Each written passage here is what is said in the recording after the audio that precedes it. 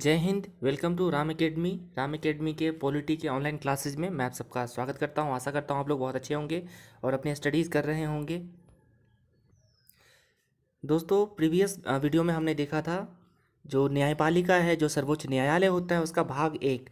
और इस वीडियो में हम सर्वोच्च न्यायालय से संबंधित जो बाकी के फैक्ट बच गए हैं, जैसे कि उसके क्षेत्राधिकार क्या होते हैं, शक्तियाँ क्या होती हैं, ठीक है, किन किन विवादों को सिर्फ सुप्रीम कोर्ट देख सकता है, जो बाकी चीज़ें जो बच गई थी वो हम इस वीडियो में कवर करेंगे। जो लोग ये वीडियो पहली बार देख रहे हैं, आप लोगों से रिक्वेस्ट है कि पहले वाली वीडियो भी ज़रूर देखें। सर्वोच्च न्यायालय भाग 1 पार्ट 1, ठीक है। ये भाग 2 है, तो चलो स्टार्ट कर लेते हैं वीडियो को।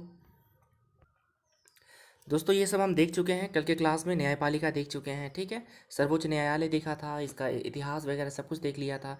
न्यायाधीशों की संख्या कैसे कैसे बढ़ी है, सब ने हमने देखा था, ठीक है। और आर्टिकल 1 to 4 भी देखा था, ठीक है ना। 1 to 4 में क्या है, सुप्रीम कोर्ट का वर्णन है।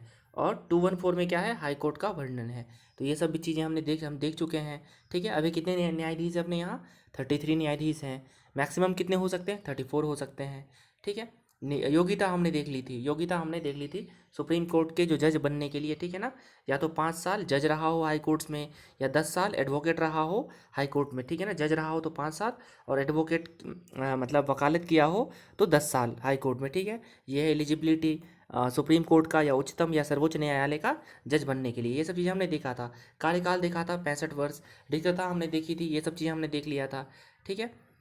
आज से यहाँ से हमारा भाग 2 शुरू होता है। भाग 2 में क्या है? क्षेत्राधिकार। सबसे पहले सर्वोच्च न्यायालय का या उच्चतम न्यायालय का 3 प्रकार का क्षेत्राधिकार होता है, 3 प्रकार का ज्यूरिसडिक्शन होता है। पहला है ओरिजिनल ज्यूरिसडिक्शन या प्रारंभिक, या इसी को बोलते हैं मूल, ऑब्लिक है यहाँ पर, ऑब्लिक मूल क्षेत्राधिकार। दूसरा होता है अपीलीय क्षेत्राधिकार, है ना, अपीलेट ज्यूरिसडिक्शन। और थर्ड होता है सलाहकारी क्षेत्राधिकार, मतलब एडवाइजरी ज्यूरिसडिक्शन। तो एक एक करके हम देखते हैं तीनों को, ठीक है। तो प्रारंभिक या मूल क्षेत्राधिकार का क्या मतलब होता है? ये मतलब सबसे अहम होता है, इनके क्षेत्राधिकार में सबसे अहम होता है, ठीक है। अब देखो, इसका नाम ही है ओरिजिनल, है ना, मूल या फिर प्रारंभिक क्षेत्राधिकार।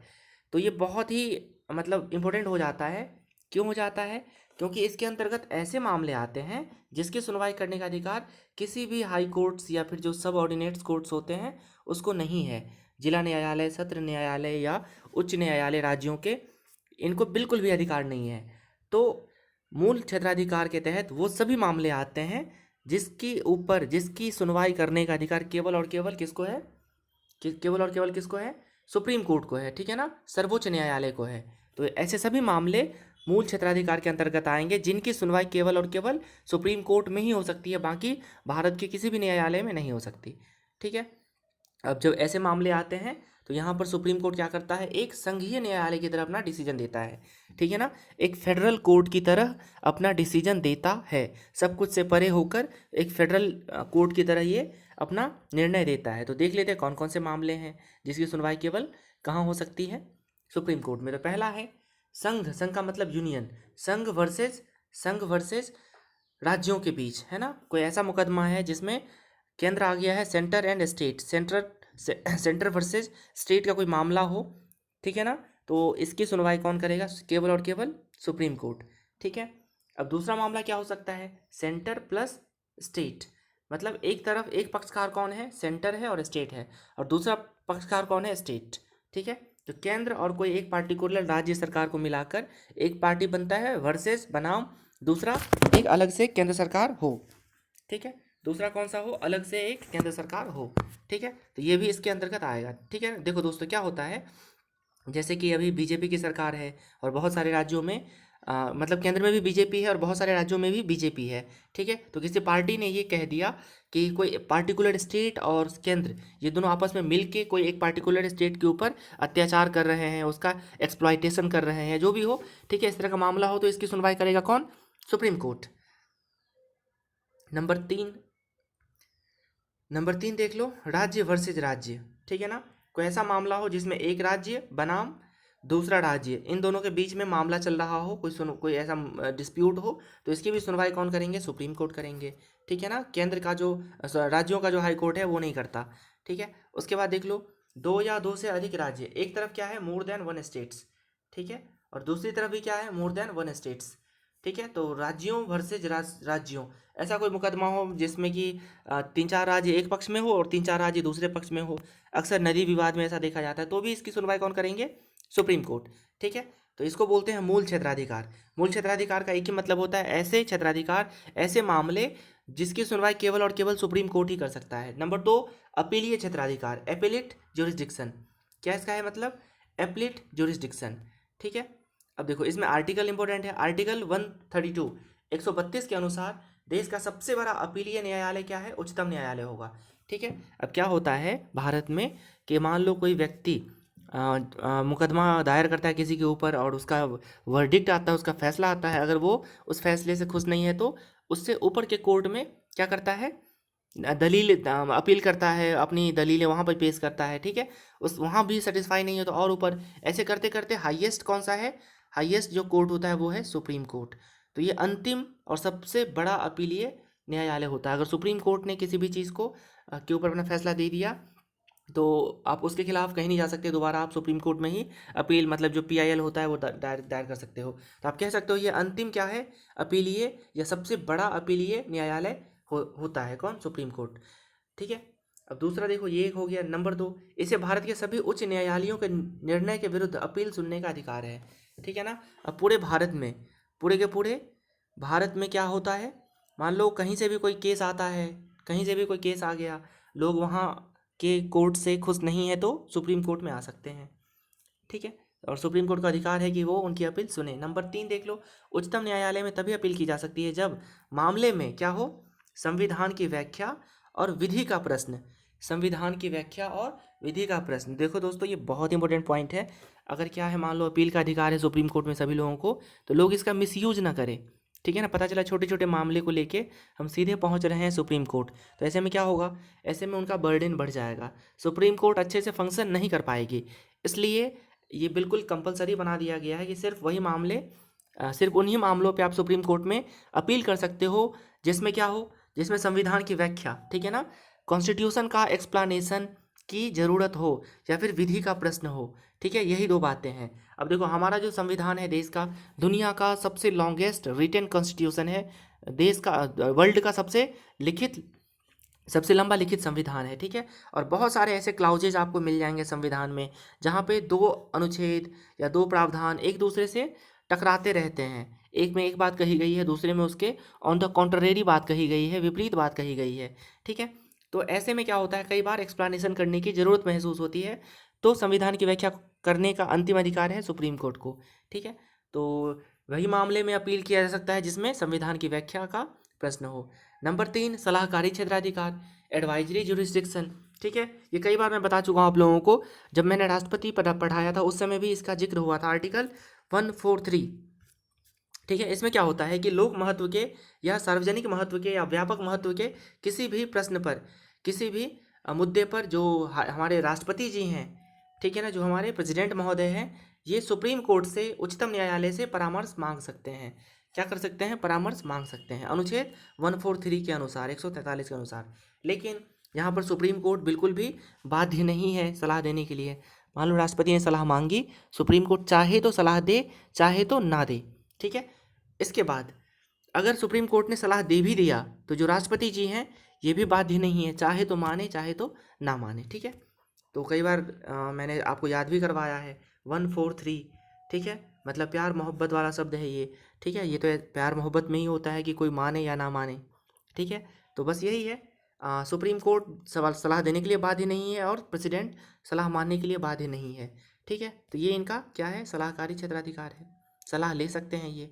इसके अलावा एक और प्रोविज़न होता है जिसका आज के समय, एज ऑफ टुडे, बहुत ज़्यादा यूज होता है, वो है विशेष इजाज़त से अपील। ठीक है, ये आर्टिकल है 136, अनुच्छेद 136 के अनुसार केवल जो हमारा एएफटी होता है, आर्म्ड फोर्स ट्राइब्यूनल, जो सैन्य न्यायालय होते हैं, इसको छोड़कर, इसके डिसीजंस को छोड़कर जितने भी न्यायालय हैं भारत में, चाहे वो हाई कोर्ट्स हो या फिर अधीनस्थ न्यायालय हो, सभी न्यायालयों के जो डिसीजंस हैं, उसके निर्णय हैं, उसके विरुद्ध उच्चतम न्यायालय में अपील की विशेष इजाज़त प्रदान कर सकता है। मतलब कोई भी व्यक्ति किसी निर्णय के वर्डिक्ट के, देखो मैं बार बार वर्डिक्ट बोल रहा हूँ, ये वर्डिक्ट का मतलब क्या होता है? जो कोर्ट का डिसीजन होता है ना रिटन में, जो फैसला होता है उसको वर्डिक्ट कहते हैं। तो वर्डिक्ट मतलब निर्णय ही है, ठीक है। तो बार बार इसका यूज होता है, वर्डिक्ट मतलब निर्णय। तो किसी भी कोर्ट का जो वर्डिक्ट होता है उसके खिलाफ कोई भी व्यक्ति सुप्रीम कोर्ट में डायरेक्ट भी जा सकता है, इसको बोलते हैं विशेष इजाज़त। लेकिन सुप्रीम कोर्ट देखता है पहले कि उसका रीजन कैसा है, ठीक है। चाहे तो सुप्रीम कोर्ट दे सकता है, चाहे तो नहीं भी दे सकता है। सुप्रीम कोर्ट को लगता है कि देना चाहिए तो देता है, अदरवाइज नहीं देता, ठीक है।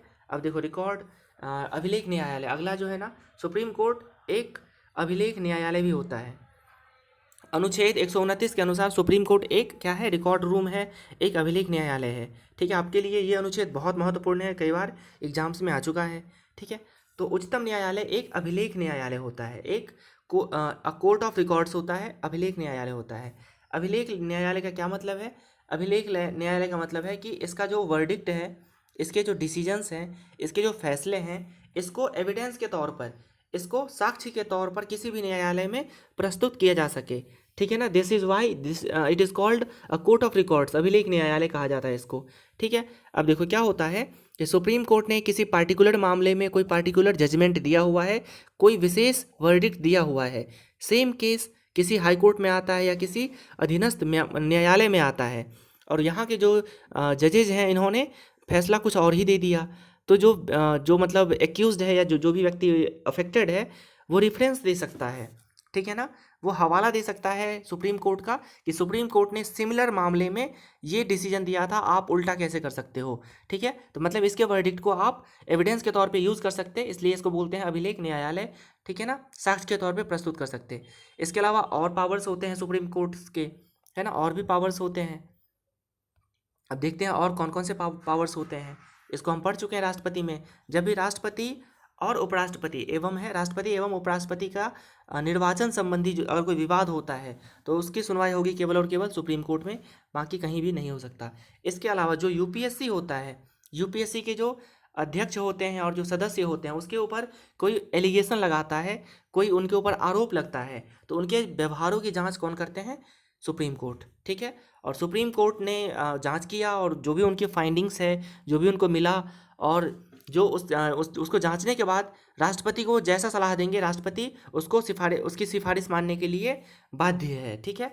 तो यूपीएससी के चेयरमैन एंड मेंबर्स के ऊपर जो भी एलिगेशंस लगते हैं उसकी जांच करेंगे सुप्रीम कोर्ट, और जांच करने के बाद जो भी सिफारिश राष्ट्रपति को देंगे, हटाना है, सस्पेंड करना है या नहीं करना है, राष्ट्रपति को मानना होगा, ठीक है। तो ये भी बहुत महत्वपूर्ण है। नंबर 3, उच्चतम न्यायालय सुप्रीम कोर्ट अपने स्वयं के निर्णय को, मतलब जो पहले पूर्व में दिए गए स्वयं के निर्णय को रिव्यू कर सकता है, उसकी समीक्षा कर सकता है, और अपने अपने डिसीजंस में, वर्डिक्ट में संशोधन भी कर सकता है, ठीक है, सुधार भी कर सकता है।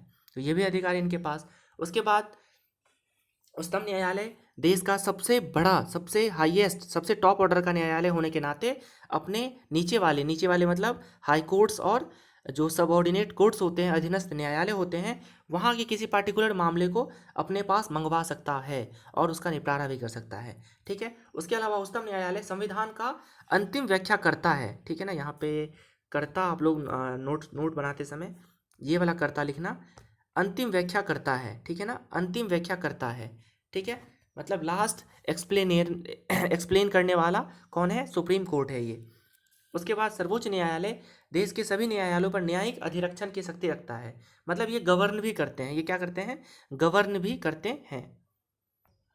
तो दोस्तों ये भाग 2 था हमारा सुप्रीम कोर्ट का, और यहाँ पे ये कंक्लूड होता है। आगे भी वीडियोज़ आएंगे हाई कोर्ट्स के ऊपर और न्यायपालिका का जो भी अंग बचा हुआ है उसके ऊपर, ठीक है। तो आप लोग इसके नोट्स बनाइए, और आई होप आप लोगों को समझ में आया होगा, बहुत सारे कॉन्सेप्ट क्लियर हुए होंगे इस वीडियो से, ठीक है। तो this is the end of my video. God bless you all. Thank you class.